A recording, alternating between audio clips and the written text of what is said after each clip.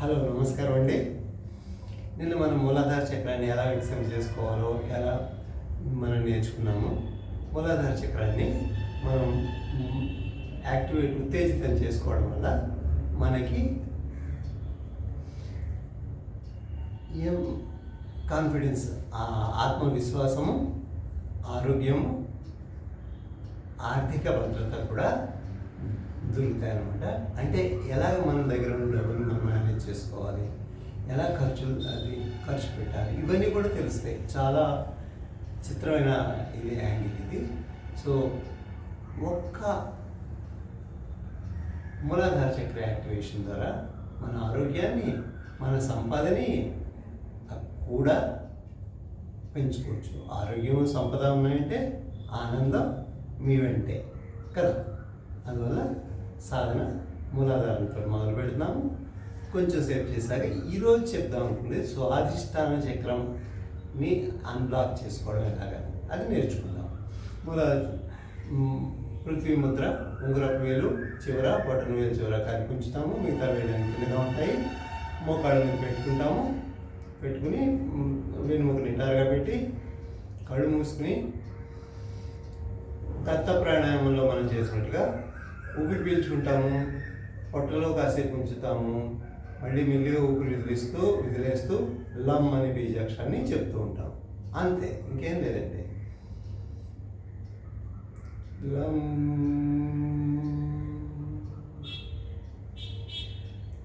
లమ్. ఊపిరి పీలుస్తున్నాము, పొట్టలో కొంచెం సేపు ఉంచాము, మెల్లిగా లమ్ అని చెప్తూ బయటకు వదులుతున్నాం. లమ్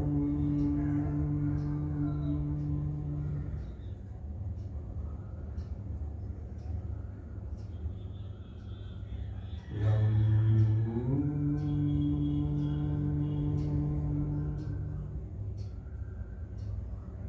గుదస్థానం దగ్గర అంటే వెనుముక అట్టడుగు భాగంలో ఎర్రటి రంగును ఊహించుకుని ఈ మూలాధార చక్ర యాక్టివేషన్ మనం చేస్తాం అన్నమాట. సాధన చేస్తాం, ధ్యానాన్ని చేస్తాం.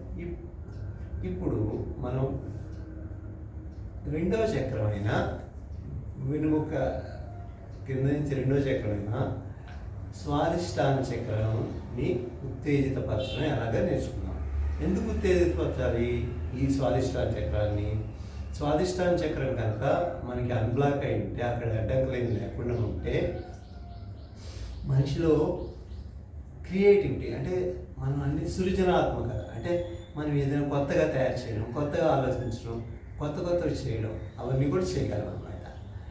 ఇంకా ఈ స్వాధిష్టాన చక్రం రెండో చక్రం ఏదైతే మన జననాంగాల వెనక భాగంలో వెన్నుముక మీద ఉంటుందో ఆ ప్రాంతంలో మనం నారింజ రంగు అని చూసారు కదా, ఈ రంగు ఆరెంజ్ కలర్ కానీ కాషాయ రంగు కానీ ఒక చక్రం ఉన్నట్టుగా ఊహించుకుని మనము బీజాక్షరం వం అనే బీజాక్షరాన్ని చెప్పుకుంటుంటారు.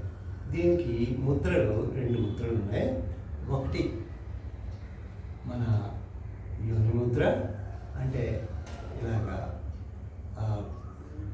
చూపుడు వేలు బటన్ వేలు టచ్ అవుతాయి. ఈ పద్ధతిలో పెట్టి ఉంచుతాం, డైమండ్ స్టైల్లో పెట్టి ఉంచుతాము. ఇలా స్వాధిష్టాన చక్రానికి ఆపోజిట్ భాగంలో ఇలా పెట్టుకుంటాం. ఇది యోని ముద్ర. ఇంకొక ముద్ర ఉంది, దాని పేరు శక్తి ముద్ర. అంటే శక్తి ముద్ర ఎలా చేస్తాం? బటన్ వేలు మడుస్తాము, దాని మీద చూపుడు వేలు మధ్య వేలు పెడతాము. అలాగే ఎడమ చేతి కూడా బటన్ వేలు మడిచి దాని మీద చూపుడు వేలు మధ్య వేలు పెట్టి ఉంగరపు వేలు చివరి భాగాన్ని, చిటికని వేలు చివరి భాగాన్ని ఇలా కలిపి ఉంచుతాం. కలిపి ఇలా కింద పెట్టి ఇది శక్తి ముద్ర అంటాం. దీన్ని ఇలా చేయడానికి శక్తి ముద్ర. ఇంకోసారి చెప్తాను చూడండి. బటన్ వేలు మడుస్తాం, దాని మీద ఉంగరపు వేలు మధ్య వేలుని మడిచేస్తాం. ఇలా చూస్తాం. ఇప్పుడు దాని మీద చూపుడు వేలు, ఉంగరపు వేలు, చిటికని వేలుని చివరిని కలిపి ఉంచి ఇలా పెట్టుకుంటాం. ఒళ్ళో పెట్టుకుని కూర్చోండి, అంతే.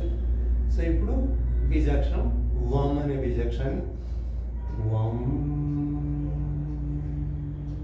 ఊపిరి పీలుస్తాము, కొంచెంసేపు అట్లా ఉంచుకుంటాము, మెల్లిగా ఊపిరి వదులుతూ వం అనే బీజాక్షరాన్ని చెప్తూ ఉంటాం.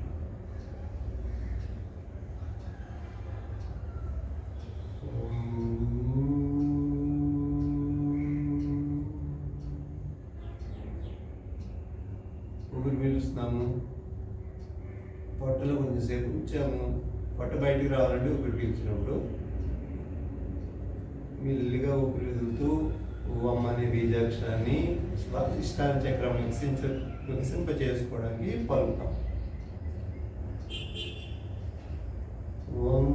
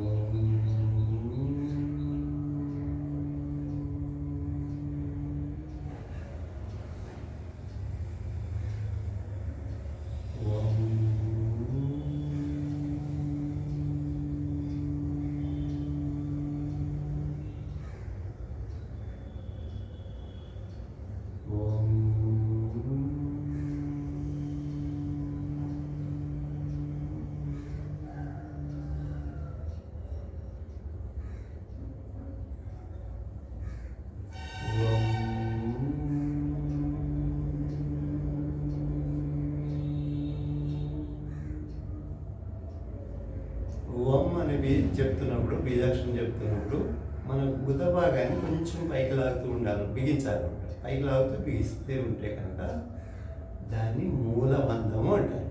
మూలబంధం వేయడం వల్ల కూడా ఈ మూలాధార స్వాదిష్టాన చక్రాలు తొందరగా అన్బ్లాక్ అవుతాయి, లేకపోతే వికసిస్తాయి. అంటే అక్కడ ఎనర్జీ, శక్తి కేంద్రీకృతం అవడానికి ఉపయోగపడుతుంది. అని మూలబంధము అంటారు. ఏం చేస్తున్నాం మనము? గాలి పీల్చాం కదండి, వదులుతున్న గాలితప్పుడు మనం గుద భాగాన్ని పైకి లాగుతాం అనమాట.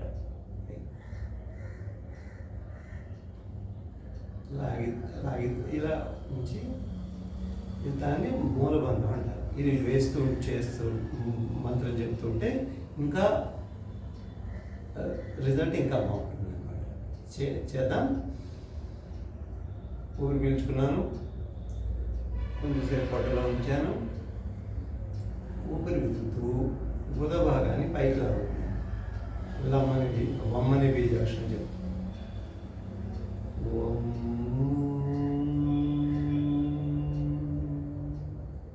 ఇదిగా మూలబంధాన్ని విడుదల చేస్తుంటే మామూలు స్థితికి వచ్చేసాను. మళ్ళీ ఊపిరి పీలుస్తున్నాను, ఊపిరి బిగించాను బయటికి రాకుండా, ఉద భాగాన్ని కూడా బిగించాను అనమాట. అంటే మలద్వారం నుంచి ఊపిరి బయటికి వెళ్ళిపోకుండా. ఇప్పుడు మెల్లిగా ఊపిరి విదులుతూ ఉద భాగాన్ని పై వైపు అంటే తల వైపు లాగుతున్నాను. వం.